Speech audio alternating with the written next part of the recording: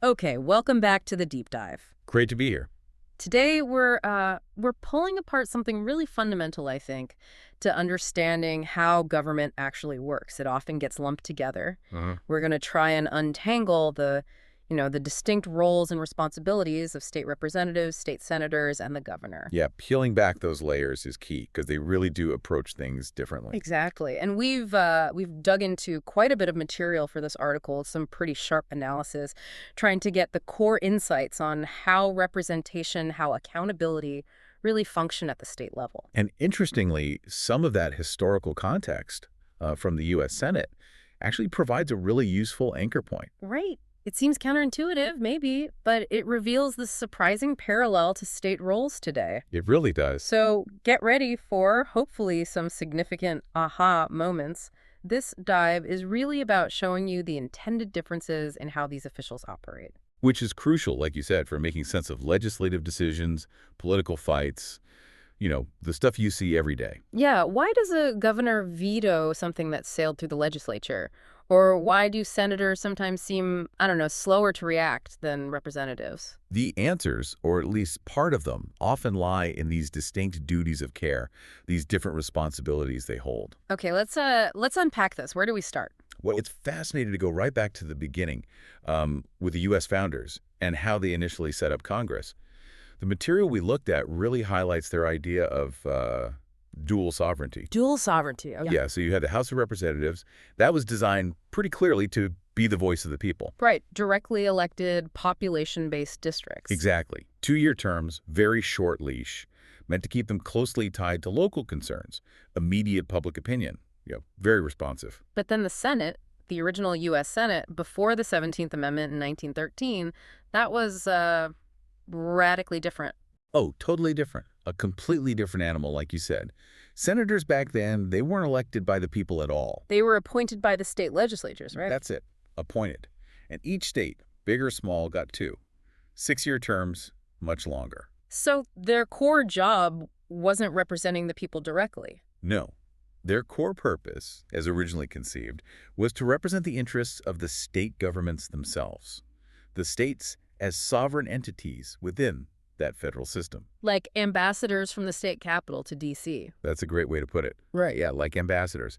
Making sure that federal laws couldn't just steamroll the states. You needed agreement from both the people via the House and the states as distinct governments via the Senate. A built-in check for federalism. Precisely. A structural protection for the state's role. And, well, that structure took a massive hit with the 17th Amendment in 1913. Absolutely. A huge shift. That amendment, as you know, mandated the direct election of U.S. senators by the people within each state. And the sources point out some pretty major consequences from that change. They certainly do. For one, it formally severed that direct institutional link. The state legislatures lost their direct voice, their appointed representation in Congress. It was meant to be more democratic, right? Curb potential corruption in appointment. That was the intent, yes. Yeah. Increase democratic access, address those concerns. But an undeniable consequence was lessening the state government's institutional weight at the federal level. And the material suggests this led to, what, an erosion of federalism? That's the term some analysis uses, yeah.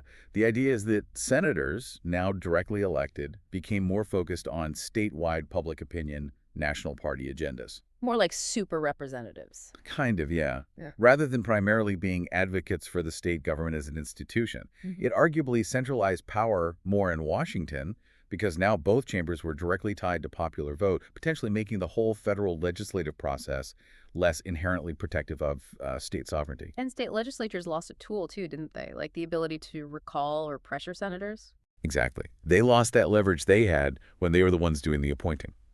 Okay, so that historical distinction, representing the state government versus representing the people, that's the key concept.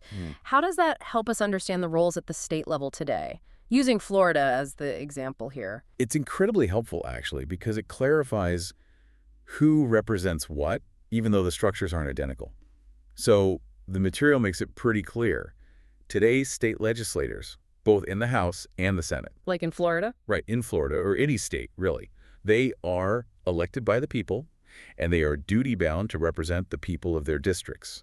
That's their mandate based on the state constitution, the voters. So different from the original U.S. Senate in that respect. Very different in that respect. But now, Look at the governor. Ah, the executive. Exactly. The governor is the chief executive. They aren't a representative in that same legislative mold. Their primary duty isn't to a specific district or even just a collection of constituents. It's to preserve the functioning, the stability, the interests of the state itself as a legal and institutional entity. So the governor's allegiance is more systemic, Within. institutional. That's a good way to put it. The reading suggests it's constitutional, institutional, strategic. It's actually quite parallel in spirit to the pre-1913 U.S. Senate's allegiance to the state government it represented. The governor is the steward of the entire state system. Representing the system versus representing the people within it. That's a helpful distinction. It is. But, okay, even within the state legislature itself, the House and Senate, both are elected by the people now. How do their roles differ? That's where you look at the design principles, the structures. Take Florida, based on the sources. You've got 120 state representatives. A lot of them. Small districts, right? Exactly. Smaller, more localized districts. And just 2-year terms. That keeps them really close to the ground, very focused on immediate needs, local opinions within that narrower constituency. Very responsive, almost by design. Highly responsive. Their scope is inherently local, often dealing with very specific, granular issues. Okay, contrast that with the state Senate. Florida has 40. 40 state senators, yes, which means their districts are significantly larger, covering broader regions, more diverse populations. On longer terms, 4 years. 4-year terms, exactly. So even though they are popularly elected now, unlike the old U.S. Senate, state senates were often set up with the spirit of that original U.S. Senate model in mind. Meaning fewer members, longer terms, larger constituencies. Yeah. All intended to foster more deliberation, more stability, a broader perspective than just the immediate local reaction. So the idea of being a more deliberative body still holds. The philosophical distinction holds pretty strong, yes. State senates, like Florida's, are generally structured to be chambers of, well, restraint, review, maybe sober second thought is the classic phrase. Okay. They share that institutional role with the historical U.S. Senate, not representing the state government per se, but representing a broader, more cross-sectional regional constituency. And the focus tends to be more on the long-term interests and stability of the state from a more deliberative angle. So structurally, the comparison to the pre-1913 U.S. Senate is weak because state senators are directly elected. Correct. But philosophically, the analogy about being a check, focusing on broader stability, long-term thinking, Right. that's stronger. Much stronger, I think. State senators, by the nature of their larger districts and longer terms, carry a responsibility that kind of pushes beyond just reacting to the loudest local voice. They're almost wired for a type of state-level prudence, balancing immediate concerns across a much more diverse region. Let's make this concrete. The sources use that fishing bill example. That was pretty helpful. Can you walk us through Representative Smith's situation again? Sure. So, picture Representative Smith. His district is, say, coastal, maybe some old fishing villages. And his constituents, the local commercial fishermen, are coming to him really concerned. What's the issue?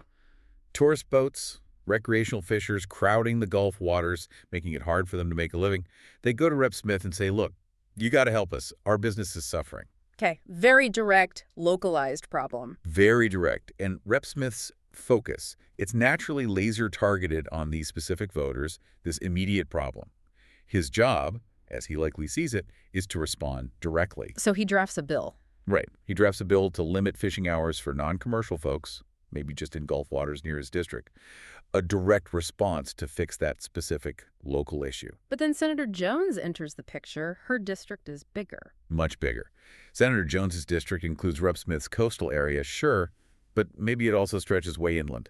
Ranching country, farming area, and crucially, maybe people inland enjoy recreational fishing in local lakes, rivers, streams, miles from the coast. Ah, I see where this is going. Exactly. When Rep. Smith's bill starts moving, maybe the language isn't super precise. It talks about limiting fishing hours, but doesn't clearly distinguish between Gulf waters and, say, freshwater creeks. So Senator Jones starts hearing from her inland constituents. You got it. They're worried. Hey, does this bill mean I can't take my kid fishing in the creek behind our house after work? It might inadvertently restrict their activities. So Senator Jones has a balancing act to perform. A real balancing act. She can't just champion the coastal fishermen's cause, even though they're her constituents too. She has to weigh their legitimate concerns against the potential, maybe unintended, negative impacts on a completely different group of constituents elsewhere in her larger region. She has to see the bigger regional picture. She's forced to. She has to look across these conflicting interests within her territory. So what does she likely do with Rep. Smith's bill? Just kill it. Not necessarily. More likely, she pushes for amendments. She tries to refine the scope. Like limiting it explicitly to certain Gulf areas or adding exemptions. Exactly. Adding exemptions for freshwater fishing or clarifying it only applies to specific zones, something to minimize the harm to other groups in her district while still trying to address the original coastal problem. It's about finding that balance. And this perfectly illustrates that micro versus macro idea from the sources. Perfectly. Rep. Smith. Focus, micro. Right. Single issue, specific population, responsiveness, high. Legislative behavior, targeted bills, duty, direct democratic responsiveness. Okay, and Senator Jones? Senator Jones. Focus macro, at least within her region. Multiple variables, cross-cutting populations. Responsiveness, tempered by that need to balance. Legislative behavior, amend, negotiate scope. Duty, more towards institutional balancing regional restraint. So the moral of the story the sources drew: a representative speaks for a crowd, a senator speaks for a region. That's a concise way to put it, yeah. One responds primarily to the immediate voice, the specific group. The other has to hold a broader compass for the region, considering the impact across diverse areas, thinking about longer-term stability. State senators are just compelled toward more systemic thinking because of their role. Okay, that clarifies the legislative roles. Representative for the crowd, senator for the region. Now let's go further up the chain. The governor. Right. A bill passes the House, passes the Senate, maybe with Senator Jones's amendments. It lands on the governor's desk. How is that perspective different again? A fundamentally different viewpoint. Once that bill hits the governor's desk, it's not just about local needs anymore, or even just regional balances. Because the governor's oath is too. The entire state. Not a district, not a region, but the whole state of Florida, in this example. So the considerations are broader. Much broader. The governor has to ask questions that representatives and senators, because of their narrower mandates, might not prioritize to the same degree. Questions like, what precedent does this set for the entire state? Does it create unforeseen problems somewhere else entirely?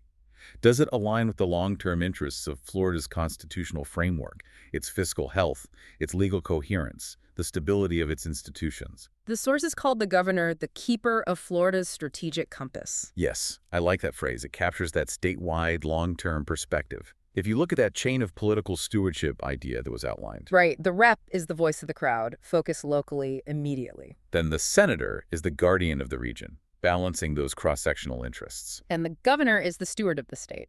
Comprehensive, statewide view. Exactly. The governor is weighing things like the statewide fiscal impact. Can the state actually afford this? Administrative feasibility. Can state agencies actually implement this effectively? Presidential risk. Does this open the door to problematic future laws? Legal defensibility. Will this just get struck down in court? Institutional coherence. Even the state's national reputation might come into play. So the governor is really the ultimate systemic check. That's the idea. They're obligated to ensure that legislation, however popular or well-intentioned locally or regionally, doesn't inadvertently destabilize the state's overall equilibrium. That systemic check role, it comes through really clearly in that final hypothetical example the sources used, the one about vetoing a repeal of that specific statute, FS Section 768.21 M and 8. Yeah, that's a powerful illustration of the pressure and the different calculation involved. The sources mention advocates pushing for the repeal rallied with, immense passion, sharing very difficult, compelling personal stories. Absolutely. And you can imagine many representatives and senators hearing those stories directly from constituents, feeling that empathy, responded by voting for the repeal. That's responsiveness in action. But the governor's calculation, different. Fundamentally different, according to this analysis. Right. The governor doesn't, or perhaps shouldn't, answer first to that immediate wave of grief or advocacy, however justified it feels.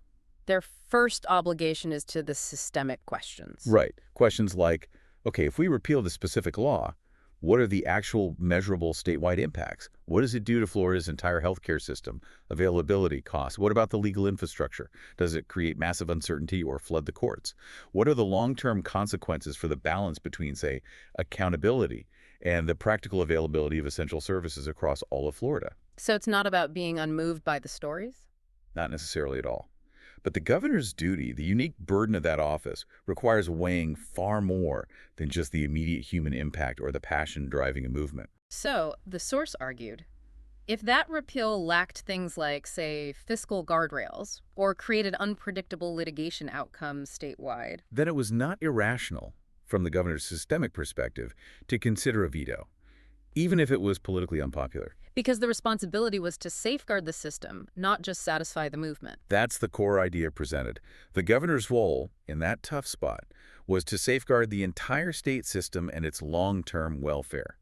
It might mean going against the immediate expressed will of the people via legislative votes, or against a very passionate advocacy group. So, just like the senator balances creek versus coast. The governor has to balance the immediate will, the popular sentiment, against the long-term welfare and stability of the entire state. It's about deciding not just what's popular now, but what's prudent for the whole system down the road. That's arguably the heaviest burden. Wow. Okay, that really does clarify those different levels. So, recapping, state representative closest to the ground, voice of the crowd, focused locally. Right. Very direct representation. Then, the state senator representing a larger, more diverse region needs to balance those competing interests. Guardian of the regional balance, a force for deliberation. Yeah, a broader lens, longer view within the legislature. And finally, the governor. It's Yeah. the steward of the entire state, taking that comprehensive, statewide, systemic view. Responsible for long-term health, fiscal stability, institutional integrity. Exactly right. They're not just different job titles. They represent fundamentally different intended roles in the system, with these varying duties of care, different scopes of focus. And understanding that is, well, it feels pretty foundational to grasping how government is actually designed to work and why you see the kinds of debates and outcomes you do. Absolutely. And recognizing these distinctions helps you, as a citizen, look beyond just the headlines or maybe the loudest voices on an issue. It gives you critical context for analyzing why officials make the decisions they do. Whether it's your local rep, your state senator, or the governor, it provides a framework for understanding the why. Definitely. It helps you evaluate their actions based on the specific job they're supposed to be doing. So here's maybe something to think about after this deep dive. How does knowing these intended roles, representative for the crowd, senator for the region, governor for the state, how does that change the way you might evaluate their decisions? Does it shift how you view certain legislative battles or vetoes? Yeah. And does it maybe change how you choose to engage with the political process yourself? Who you talk to about what kind of issue? It certainly gives you a different lens, a more nuanced perspective. Well, definitely food for thought. Thanks for joining us for this deep dive into state-level representation and stewardship. My pleasure. It's a crucial topic.